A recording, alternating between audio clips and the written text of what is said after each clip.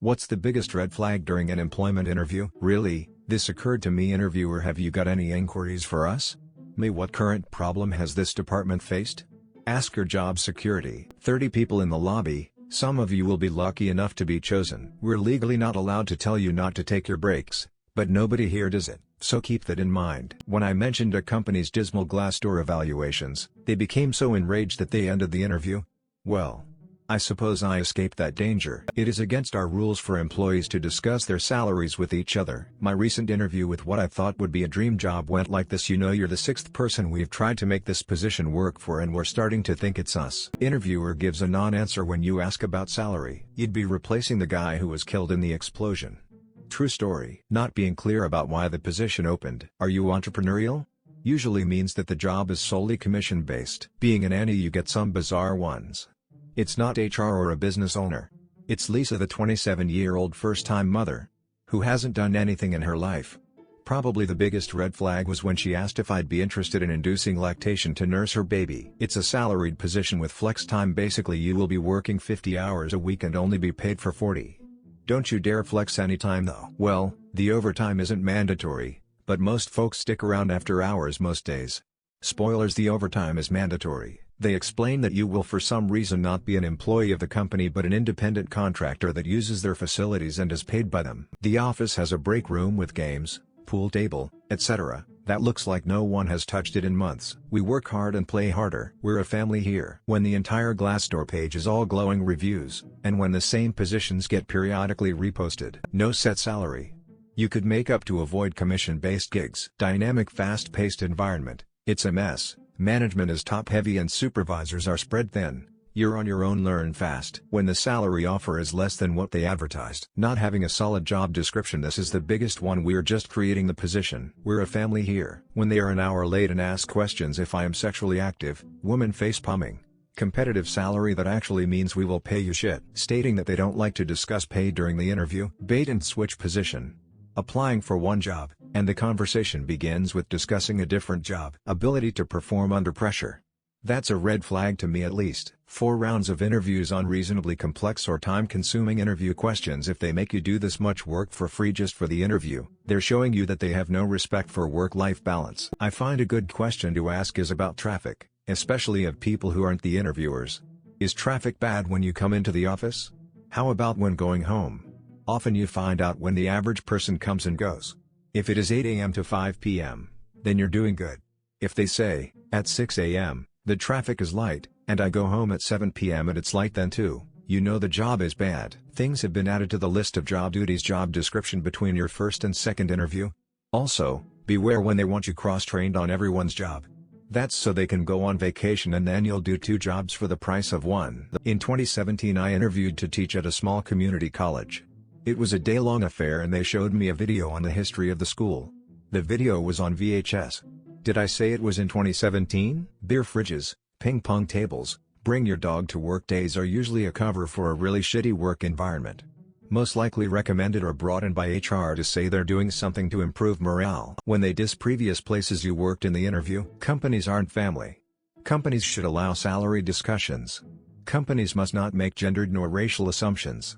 They can't ask me whether or not I'll be having a family and consider me lost goods if I decide to build a family one day. Being hired on the spot. When all the employees look miserable. We're family here. With very few exceptions, being hired on the spot is not a good sign. If they keep asking how often I expect to get paid. The worst I've heard was we work as hard as we want to.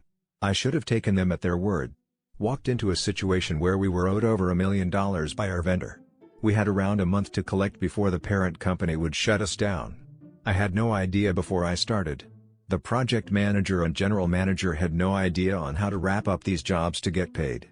I was able to get just under $750,000 paid out, but I was still laid off. Being hired on the spot. Unlimited earning potential means it's a MLM. You'll be wearing several hats was a sign that they were going to offer me the work of 4 positions and the pay of 1, but I wasn't aware of it at the time. I didn't stay there for a year before I departed. And now I won't even make it to the end of employment advertisements with that statement. Yikes, many of these mirror my experience in past and current positions. Would anyone with experience with a healthy work environment mind sharing the green flags? If they say the most important thing here is culture, it's a hostile work environment. We don't allow any remote work. despite it being a position done entirely on internet-connected laptops and phones. We really pride ourselves in our team culture. Nobody gives a shit about team culture. They want to get paid. You don't need a union because we're your family fucking run. But not before starting a union. Offered a job you didn't apply for because it's what they need. We expect you to come in on short notice or stay late, without additional pay. You need to do this because you love this and not because of the money. We're like a family here. We like to have fun. Run. Run, run, run. It means the opposite every time. When they are pitching the job like they're selling you something. When the first thing they ask is if you're available outside of your listed availability. The phrase, "we wear a lot of hats here," means you are going to do anything they want. You will also be paid for the smallest hat you wear. We're a fast-paced, work hard, play hard family that gives 110% while going the extra mile. At PetSmart, in order to get you in the system, we will have to put you in as a cashier. Then after 2 weeks you'll be in as dog trainer. They never took me off cashier, but I'd already quit my other cashier job, so I was stuck with them till I found a new job. I shouldn't have fallen for it, but I was a teenager and stupid. If they really were going to put you in that position, you'd start out with that position and the pay to go with it. An older guy yells, loudly and in a patronizing way, to a worker in a back room, while he was interviewing me. I told him, "If that's the way you treat your employees, then I don't want to work here.